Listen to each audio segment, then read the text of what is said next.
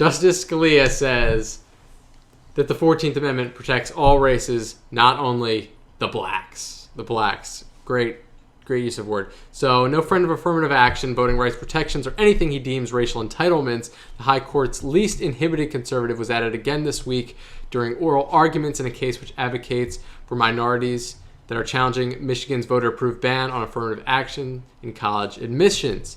The case reached the Supreme Court after a federal appeals court held that the ban violates the 14th Amendment equal protection guarantee in that it prevents minorities from lobbying for racial preferences when other groups can lobby for their favored programs.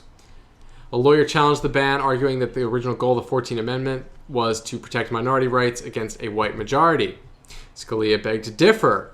He was quoted as saying, "My goodness, I thought we held that the 14th Amendment protects all races. I mean, that was the argument in the early years, that it protected only the blacks. But I thought that we rejected that. You say now that we have to proceed as though its purpose is to not protect rights, but only to protect minorities." And here's why this is so crazy. How about a little history lesson for you?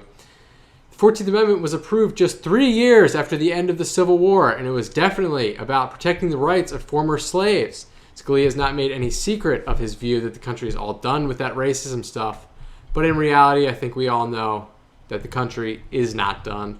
Richard, what do you think about Scalia first and the 14th Amendment second? Well, Antonin Scalia is, as you know, he's the far right flank of the United States Supreme Court. And he's deep in right field. Beyond deep in right field. And, you know, this is nothing new coming from him. This doesn't surprise me coming from him. But I think the 14th Amendment, it does. I mean, where he is right is that the 14th Amendment does protect minorities. And it does protect, it allows for equal protection under the law for all classes of people. Whether that's, you know, we see that in the DOMA and all stuff like that.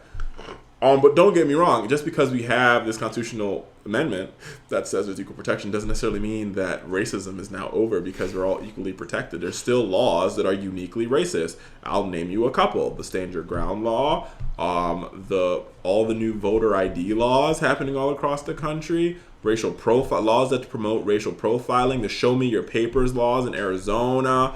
I can go on and on and on and on and on about all these various laws that are uniquely racist, and elected officials that are uniquely that have bigotry in their hearts. Well, I think that the point that you raised there, that, you know, this whole notion of the post-racial society is the problem. So if Justice Scalia actually believed that we were living in a post-racial society, wouldn't he stop hearing cases about race and voter discrimination and stuff like that? I mean, those cases would cease to exist if we really didn't have Maybe he'd be out of a job. Racism. Exactly. So it's totally crazy.